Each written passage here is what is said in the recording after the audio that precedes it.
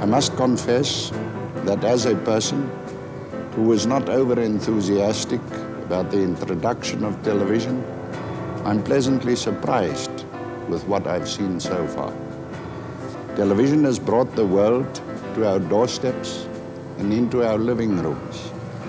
The longer can it be said that one half of the world does not know how the other half lives?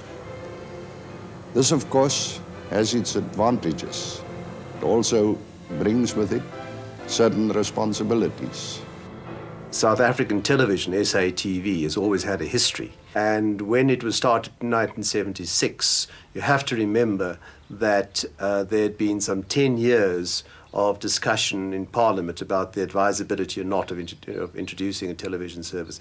South Africa was the last fairly industrialized country ever to get television. There was a very good reason for that, because there's great fear of television that it would introduce liberal ideas, introduce communism, would introduce ideas of racial equality, whatever you wanted to call that, into South Africa. Because even now, already we can see how easy it is to create and instill wrong impressions about peoples and countries by slanted news and pictures, an unbalanced presentation of facts. South Africa, unfortunately, has long been the victim of such presentation. And I remember that evening very well when Jan Schutte phoned me, because I was on leave, and he said, "You are the manager of English television." I couldn't believe it. I went for a long walk around Zoo Lake, just to internalize this amazing challenge, terror, the opportunity of creating a new industry. I knew what the potential of the whole thing was. Whereas I think a lot of other South Africans, if you think back to those days, they'd sort of seen television sets in cartoon strips, and they'd heard Bokkie Herzog talking with anger about this Cassie in a hook. But I knew what it was about, and I was very excited at being part of it. It was this huge new endeavor, and everybody was excited about television. At that stage, I was assistant to Dr. Jan Schutte, who was the first director of television, and I've attended all their planning sessions. So it was a major challenge when he mentioned to me the possibility of maybe becoming a television director. I think to be in television in the 1970s, that was the time to be in television. It was the beginning. And I remember in the early days of 1974 and 75, management suddenly woke up at a management meeting and said, "Good gracious, the heads of our departments have never seen television." And we were all bundled off overseas to study television. And we went to the Gore Hotel in London. We were told to spend 10 hours in our bedrooms. A colour television set was delivered, and we had to examine and analyse British television for a week. We then went on to Germany, and we then went on to France, doing the same sort of thing, making copious notes and having conferences and breakfast workshops and so forth, and examining television. Then coming back to South Africa at the end of 75 and so forth, and implementing some of these ideas. Yeah, we had to make it happen. We had to get pictures on the air come the 5th of January 1976. And we were given certain briefs in terms of what had to happen. But the people above us knew nothing of the technicalities. They didn't know what was required to make it happen. People at my level and below knew and were learning what in fact was required to get these pictures on the air. So yeah, we worked and we just made it happen. It was as simple as that. Pocket 18-1. Action! It was the most fantastic time. Everybody was very young, filled with a kind of a passion for filmmaking, just such a sense of gratitude and wonder at being in this medium of television and making movies. It didn't matter what you were being paid, it didn't matter that you worked through the night, it was just this incredible euphoria. And I think that's what got television off the ground. Youthful enthusiasm, youthful passion for film and television. I joined in June 75, somewhat to my surprise. I had a letter from the Director General giving me a salary increase, which I thought wasn't bad for the first day at work. And I remember the wording. It said, in record of your hard work and enthusiasm, we hereby present you with an increase. South Africa's hard work and enthusiasm did not go unnoticed by the outside world. In particular, Philpott's File, produced by the BBC. On location for his documentary, South Africa Faces Television, in 1975, British filmmaker Trevor Philpott captured some of the irony and lighter moments of the build-up to the big switch-on of 1976. Verna Vels, head of the Africana magazine programs, is a gentle lady, not likely to put anybody on a spit for public roasting. We touch on a, shall I say, sometimes on a more controversial subjects, but not in a big way, you know. We had quite an interesting about battery water a little while ago. Somebody said they were putting in just ordinary water into batteries, and we had quite... Instead of distilled water. That's right, and we had quite an interesting thing about that.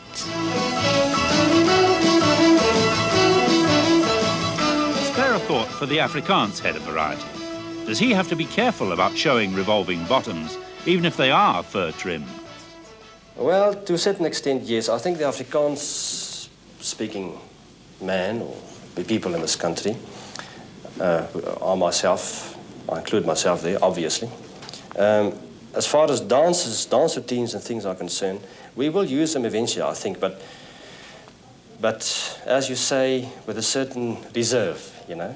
We will, how can I put it? We'll have them dressed properly, I suppose. It was a very dull program. You admitted you didn't use any close-ups. And my goodness, you didn't. I'm still learning. So. I know. These are the people involved with 1976. Soundman Dave, lighting cameraman Johan, Kathy, production secretary, and Nola is one of our makeup artists. Say categorically that there were certainly no black trainee cadets in our course. Not at all. We worked very long hours because everyone was very sort of keen. You know, this was a new thing. And we all enjoyed it very much. But once our training had finished, and we were then sort of set off in these departments to start sections of the SABC, because not much was happening at that stage. I personally got frustrated and resigned. Now, bring them all there was a real buzz and an excitement about finally getting to grips with this magic medium. And those early days are always very difficult to recapture that same kind of enthusiasm and passion. And I think the many crimes you could charge the SABC for is they killed a lot of that passion. They turned a magic medium into porridge. Theme and atmosphere having been established.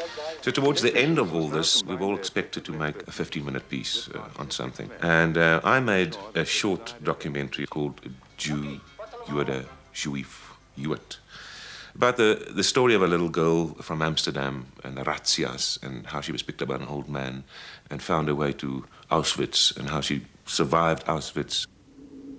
After the film was shown, there was this quietness, the silence that hanging over this whole thing. A day or two later, one of the other producers came to me and he stopped me in the passage and he said to me, Dani, daar word vrae gevra oor jou Afrikanerskap. And a day later, I was called in by the manager of the SABC Afrikaans station at the time, and I was asked, why in English and why about the Jews? Which was very peculiar to me. Why not in English? What about the Jews? I was that naive.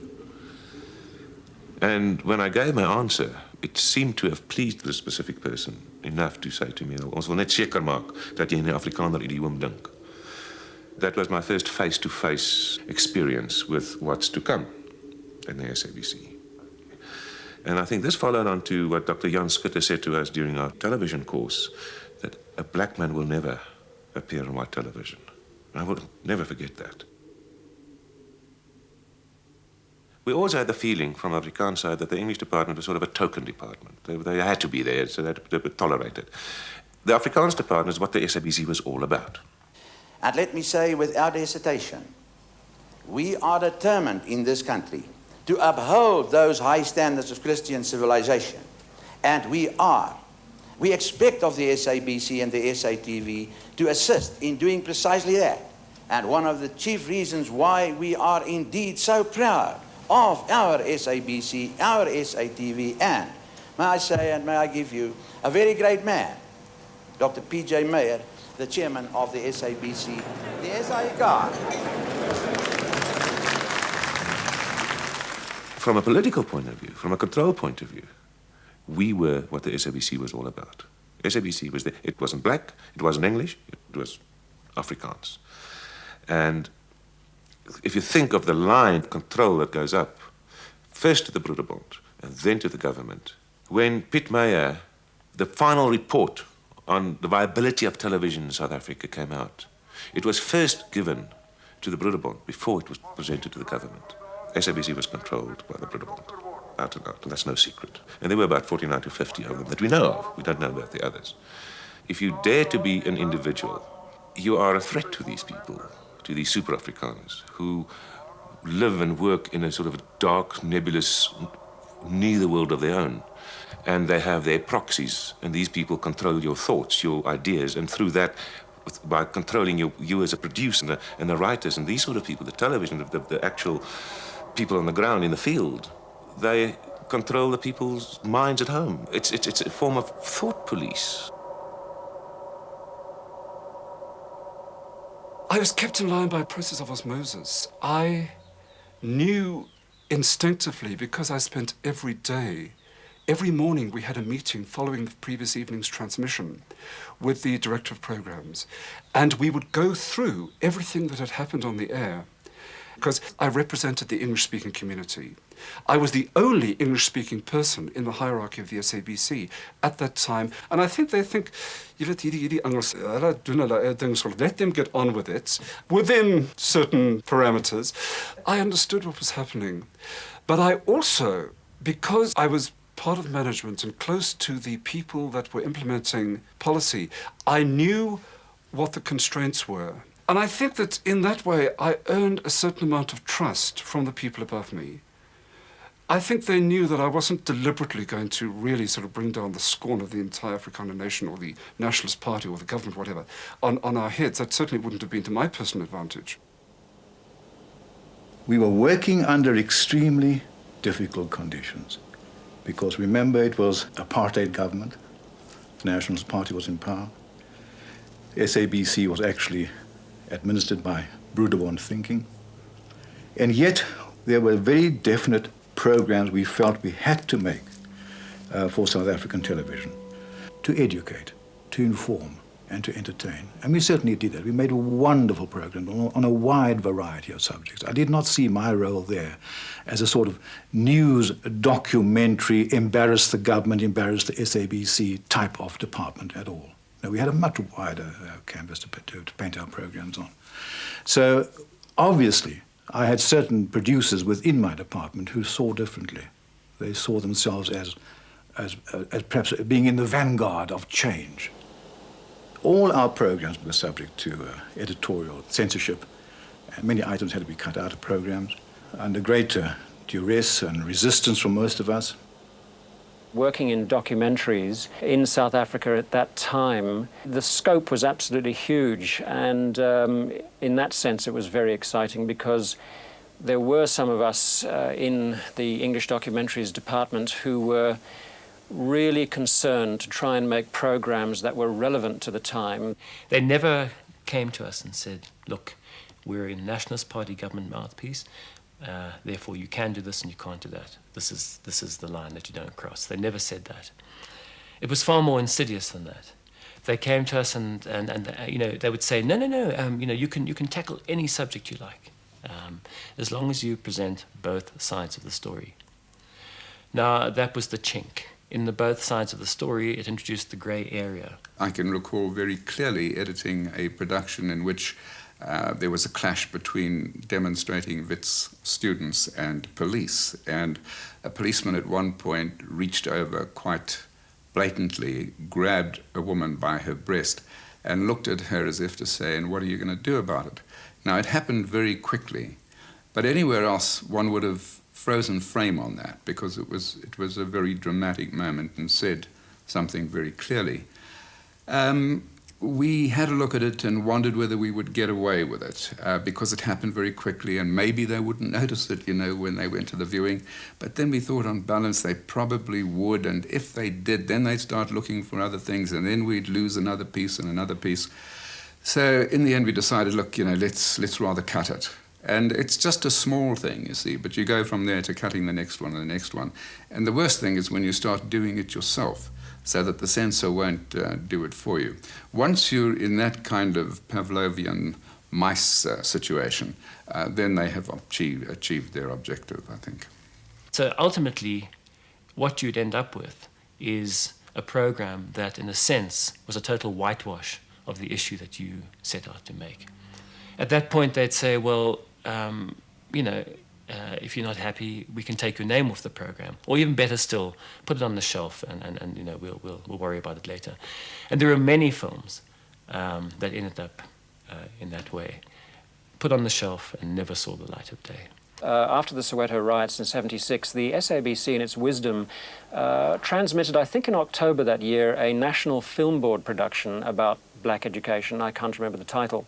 But effectively it was a crass piece of propaganda, and it made a case for black education being absolutely tip-top and first class, and basically spelled out all the wonderful aspects of black education without mentioning any of the possible setbacks.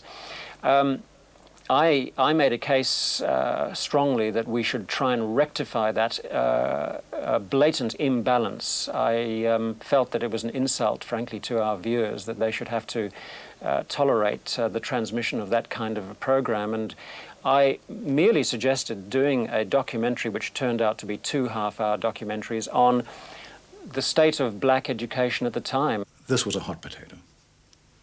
And when that program was completed by Adrian Herring, who is now overseas, it had to be screened to the management. Most of my if not all my documentary programs, had to be screened to upper management for approval. And this one came forward for approval.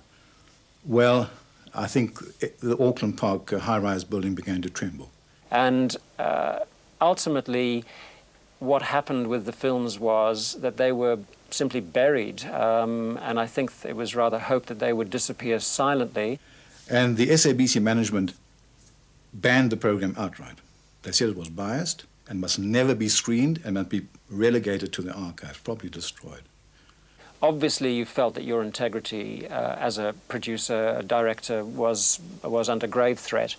And as I say, there was one occasion where I did go back and expand a half-hour documentary to a 1 hour, and I did put in material that I had not intended to be there in the first place. When the next such occasion came along with black education, I simply refused to do anything about it. Now, I guess it's always a mystery to me that I wasn't thrown out then and there, but I wasn't, and I've always thought that the hierarchy was probably more concerned that the whole thing should just be kept quiet, which was the picture of white South Africa anyway. It was that hiding from reality, blissfully unaware of just what else was going on in the country. If ignorance be bliss, in 1976 South Africa invaded Angola, and for months SADF and government officials assured the South African public that SADF troops had not set foot on Angolan soil. No longer able to refute the barrage of evidence presented by the international media, their task completed, the Nationalist Party Government attempted to justify their actions. In this they employed their fledgling servant, and the cream of Afrikaans drama and documentary television personnel were chosen to produce the docudrama Brug 14.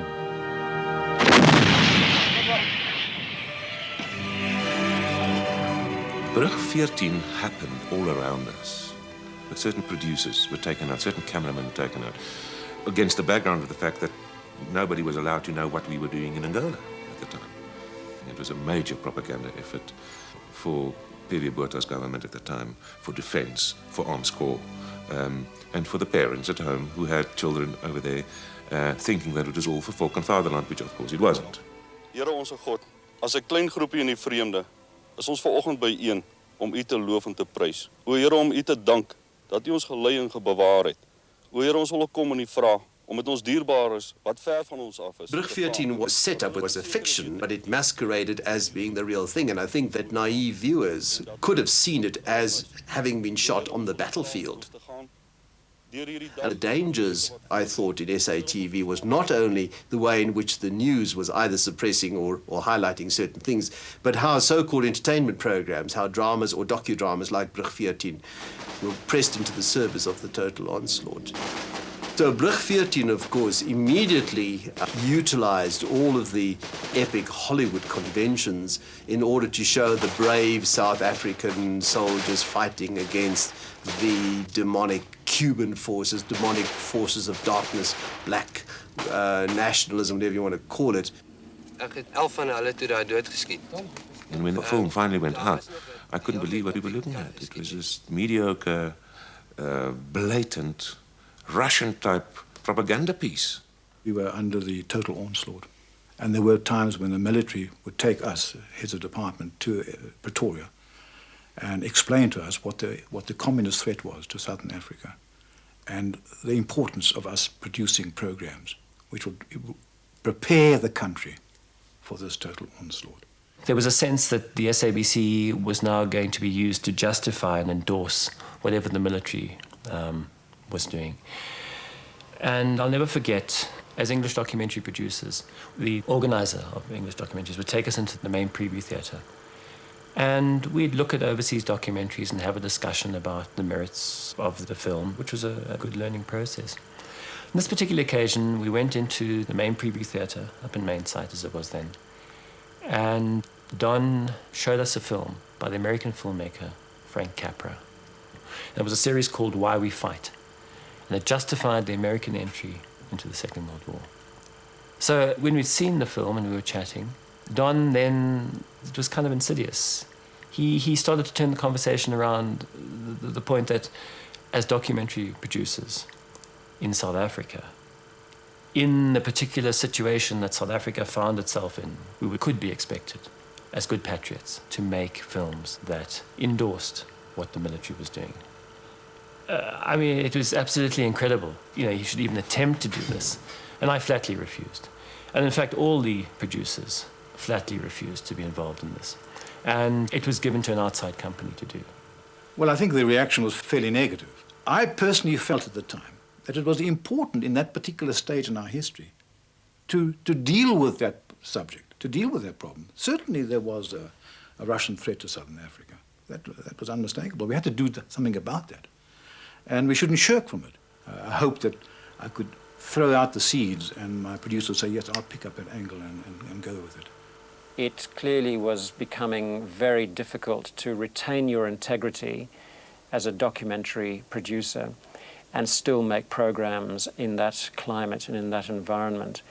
And I think, as with many others in the English documentaries department, one just eventually realized that one was beating one's head against a brick wall and there was no point in hanging about.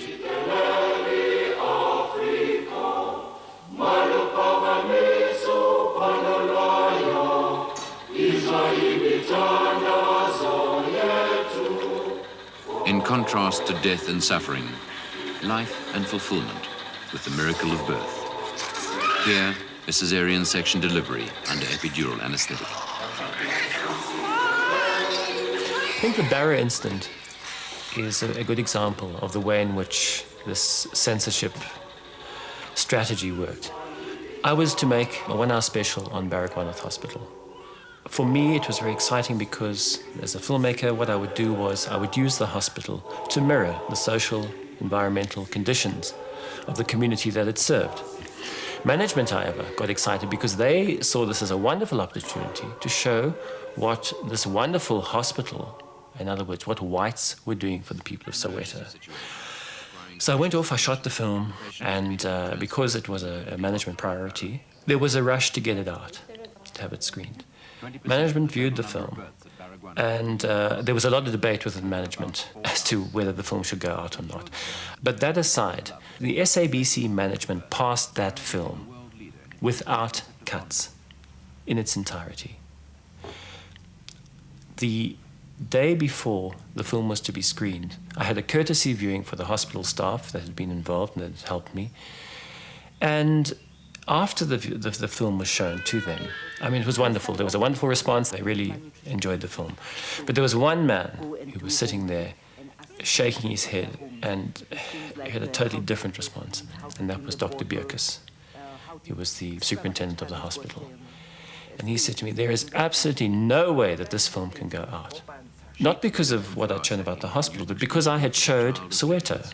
So here was a documentary, a part of which showed you, I mean, a glimpse of how, you know, people in a township lived.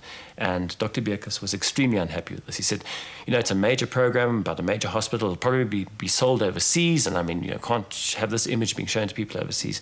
Anyway, I said to him, I'm sorry, but in fact, this film has been approved for viewing by the management of SABC. We've got that far.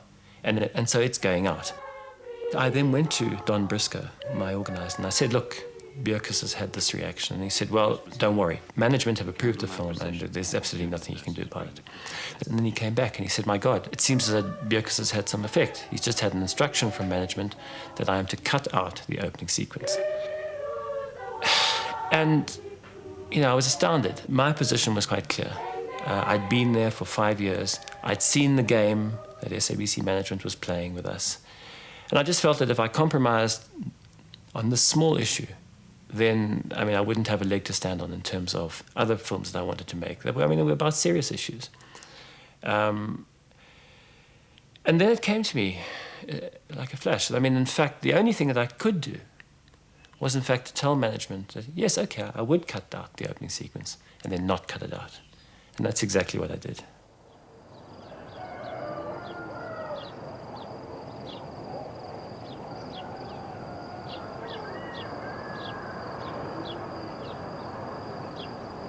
Soweto, proposed dormitory city for temporary sojourners from the homelands.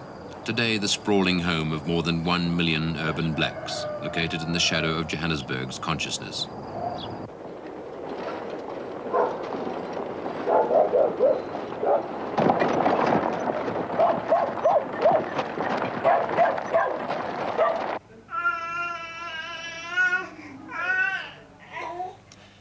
In 2-, 3-, and 4-roomed houses, poverty, overcrowding, and unemployment give rise to malnutrition and rheumatic conditions in serious proportions among children.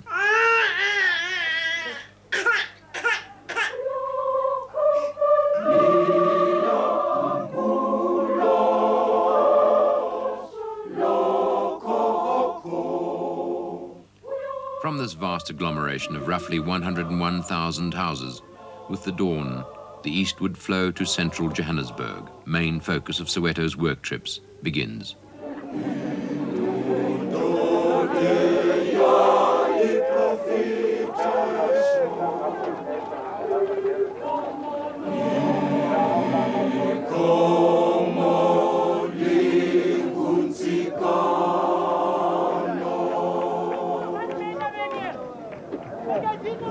On overcrowded trains, as in the township itself, the consequences of sociological and environmental deficiencies manifest themselves in crime and violence, with at least one member of every 4th Sowetan family becoming the victim of violent crime.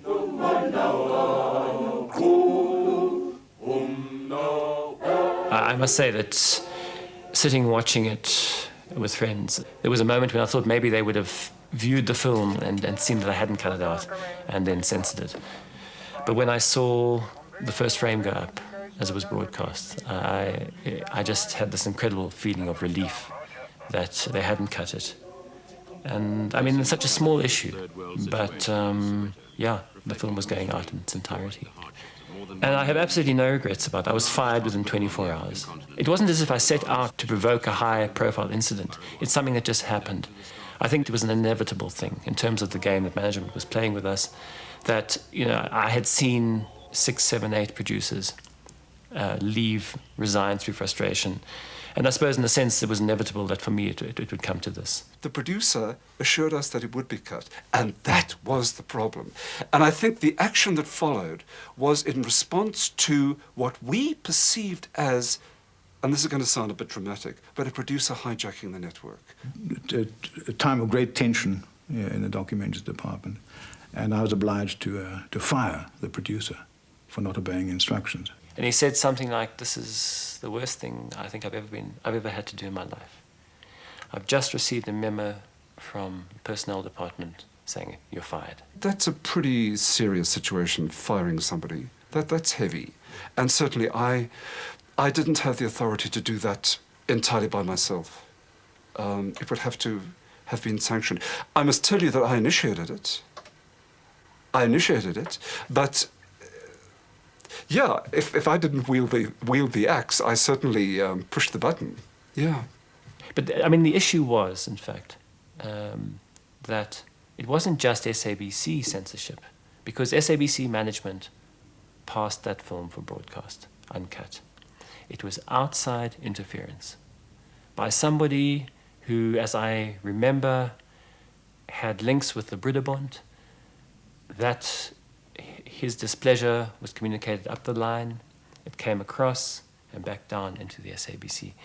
So it was outside interference as well that was actually manipulating and controlling SABC television.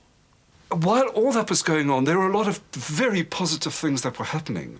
If you remember, Bill Fora was doing amazing work. He was doing musical spectaculars like Salome. There were so many other things that were happening in the context of documentaries, which were very positive in terms of the corporation and their contribution to the English part of the television service, for which reason I was very sad that documentaries eventually disappeared.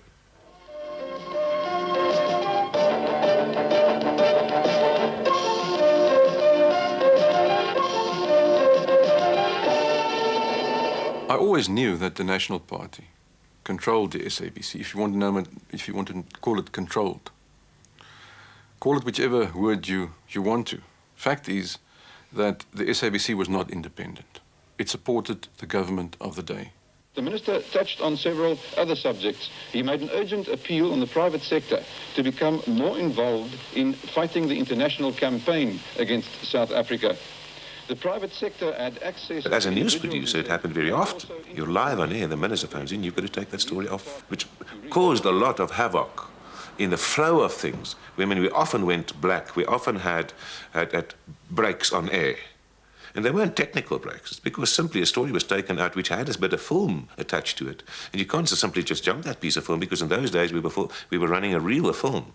And if you have a piece of film that is in between, you've got to go to black for that. So you had a technical fault or something happen at that time. But that was when the minister called in and said, "I don't want that story in you," and they simply took the story out. Good evening. The United States says it considers the African National Congress to be an African nationalist organization which is seeking to replace the present government of South Africa through violence as well as other means. The conventional response that SATV learned very quickly was that any momentous event or any movement was always shown to be simply some or other sort of inchoate, violent happening. At Cradock in the Eastern Cape, tens of thousands of people gathered today for the funeral of 4 community leaders who died last month in mysterious circumstances. Even sort of minor extra-parliamentary organizations like IDASA, like COSATU, like the National Union of Mine Workers, were always shown to be violent, voiceless, leaderless, with no point of view other than the destruction of white civilization as we know it. And the police and the army were validated as being the law, as being order, as being control. I think that the control that the military and police exercised over SATV became very obvious towards the middle and end of the 80s. Through careful selection, omission, and juxtaposition of images. Yes, we had contact with the security forces. We had people that we spoke to quite regularly in the security forces. Number one, to get news. Some of our best news we got from the security forces, bona fide news. Number two, we built up relationships with some of these people because we were the visual medium. I mean, we knew. We knew what we could do and what we could not do. And this does not mean that we were ideologically programmed to sort of be an extension of the government in power. That's not what we're saying. We had to manage the situation as best as we could. And for what it's worth to you, under those very difficult circumstances, we were in a catch-22 situation. We applied, as far as we could, journalistic ethics and principles. Now, I know some people will burst out laughing when I say this, but it's a fact. We had a terrible time. We were caught between the devil and the deep blue sea.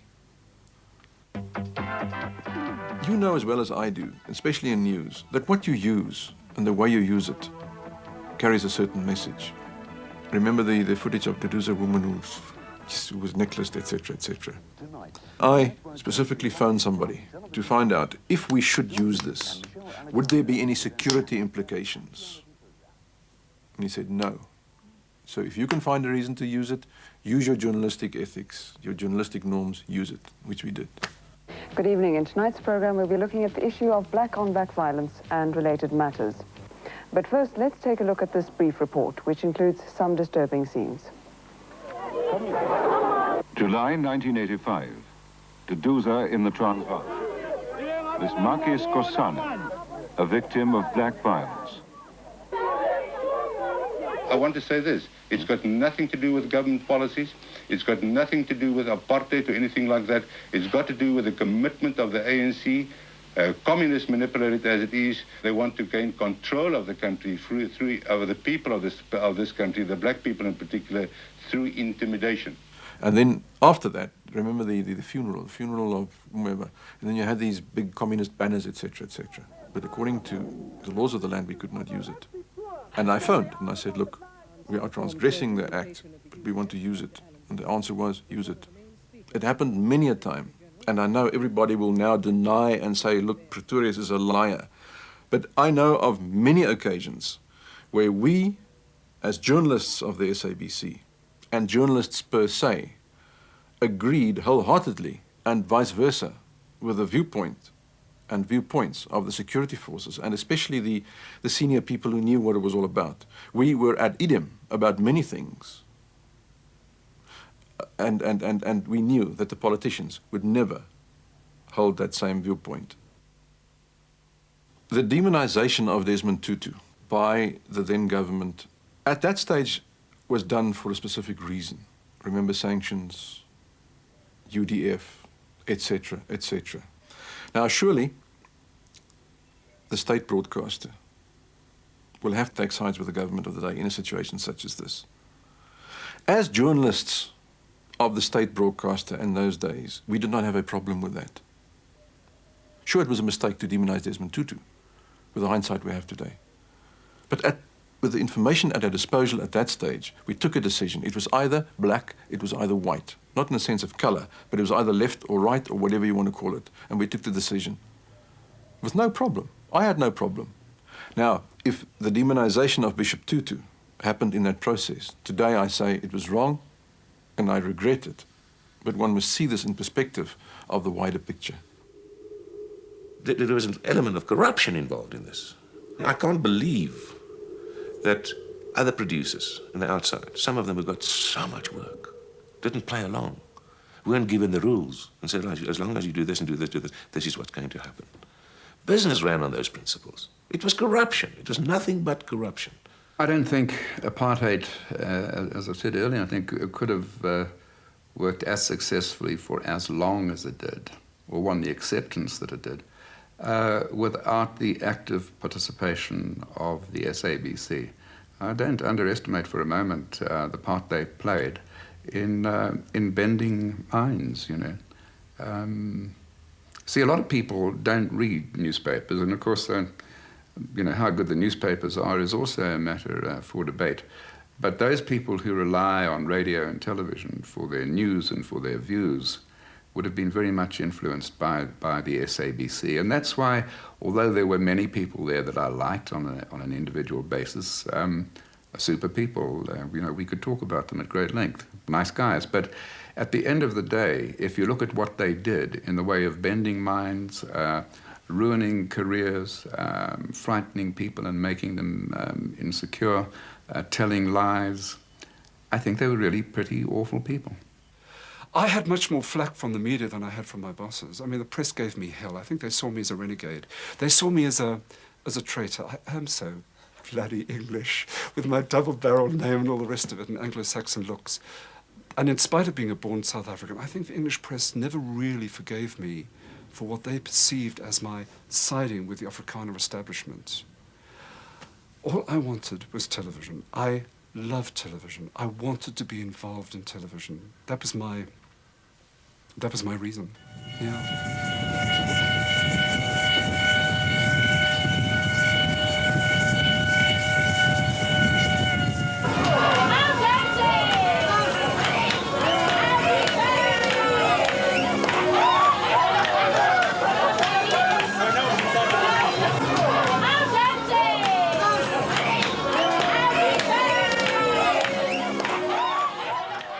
I say it's good that there has been change. People like me should not be there anymore. We are symbols of an age gone past and of a certain era that should best be forgotten. There's no way somebody in my position can stay on in the new position and say, now I'm going to serve a new master, especially in a public broadcaster. So I don't think that is possible. Change, fine, no problem, I had to go. And other people in certain other positions had to change. Initially, I requested a package, and then Mr. Sisulu asked me to rethink, which I did. And I went back to him, and I think we played open cards. He was aware of the fact that I was with the SABC for years, that I was in fact part of the old SABC establishment. I was part of the actuality and news department. I was with television and radio at that stage. So I think they knew perfectly well what they had in Louis Robenheimer. And I went back to him and I said to him, if the SABC desired so, I would like to make my contribution to building a new corporation, new SABC. He then requested from me, which I think is perfectly legitimate, he requested my commitment, not only to the SABC, but also to him as chief executive of the SABC. And I said to him, I had no problem whatsoever. I would like to commit myself both to his leadership and to that of the new SABC. One of the things I thought I would do when I got into the SABC was to transform the SABC in a couple of months. Well, that is impossible. I mean, we've been bogged down in the hearings of the IBA, the regulatory body. We've gone through retrenchments. So one has been dealing with these huge administrative issues, quite frankly, which one had to do. You see, before you created a new SABC, you had to undo some of the things of the past. You know, for a start, there are a lot of people with the necessary expertise in terms of television production who have elected to stay on in the new SABC and help in its transformation. Therefore, it's not as if we're starting from scratch. You know, there is the expertise that we need for our day-to-day programming. But yes, a lot of people who have come into the SABC at a very senior level are people who have come without any broadcast experience. We are moving aggressively in putting some of the new people who haven't had experience through very intense training programs. At the same time, we're building capacity within the organization, you know, through programs of training trainers, because we do understand that the transformation of the SABC, certainly at a technical level, is going to be a process rather than an event. But yes, we have come in. It's taken 18 months at least for many of us to understand the nature of the beast. Now, the second phase of our strategy is to actually get into the program content changes that will reflect the values of the new South Africa.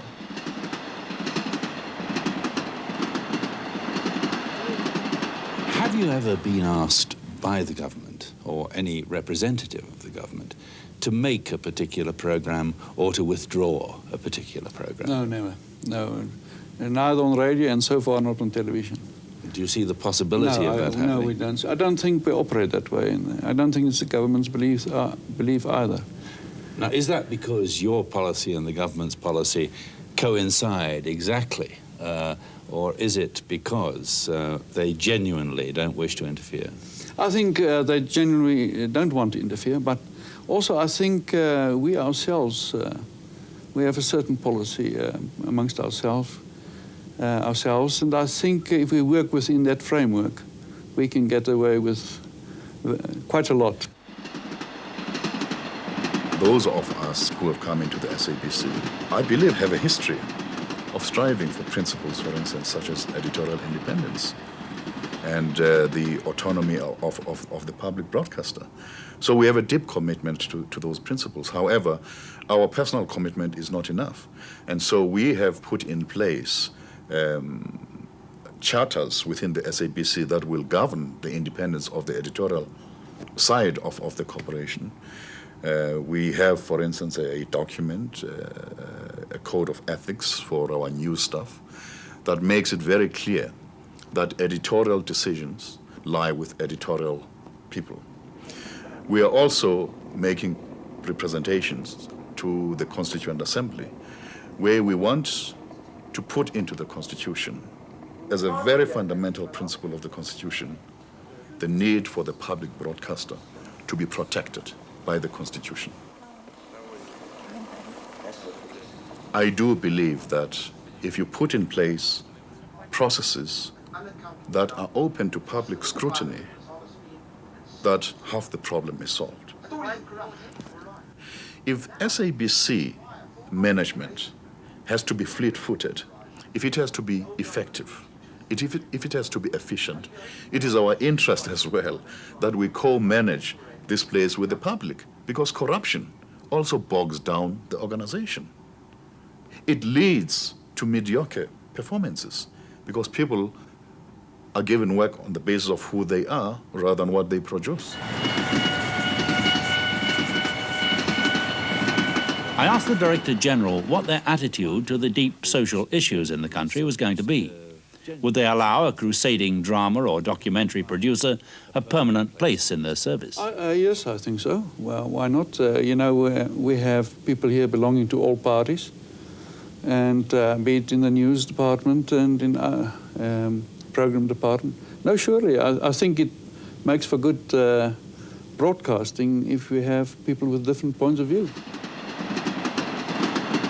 You see, I myself had an experience of working in an environment that produced excellence when I worked as a young reporter on the Rand Daily Mail. And what made the Rand Daily Mail to be what it was precisely the independence, the liberty, the culture where people were allowed to think differently, to go onto the threshold, to be challenging, to be bold. That is what I want for the SABC. I am going to strive and do everything in my power to ensure that the SABC is an excellent organization. And you can't achieve excellence without that independence. You can't achieve excellence without allowing people to make mistakes and to learn from those mistakes. That is the energy. That is the energy that I'd like to see within the SABC. It is very important to get independent people to tell the stories, you know, because in the past we've had our stories being told by white people, and this has not really been very successful. We should try not to emulate too much, you know, what we see on TV, especially the influence that is so apparent, you know, from American films, even sitcoms these days. You know, everything that we want to do, we want it to be a copycat of what we've seen in the past. So I think we really have to be proud enough and probably risky enough to indulge in new things and see what impact they're going to have on the audiences. I think what we've got to worry about is professionalism. We've got to rely on a new breed of producers, because those producers will find new audiences. One of the legacies that we have is that there's only one audience. The audience is a middle-class audience. It used to be a middle-class white audience. Now I think it's a middle-class white and black audience. There are many, many audiences in South Africa, and only a clever, committed producer can actually seek out those audiences and then make the programs that fit the interests of those audiences. I think that's where diversity comes. And SABC must be driven by producers. Producers with passion, producers with insight, producers with commitment, trained producers. One of the things that I believe I have achieved at the SABC is in a space of a year as chief executive, I have changed the age profile of the SABC. Now, I say that because I think investing in youth is so vital for the future of the SABC. Because youth is not cautious. You know, youth does not live for next month's salary.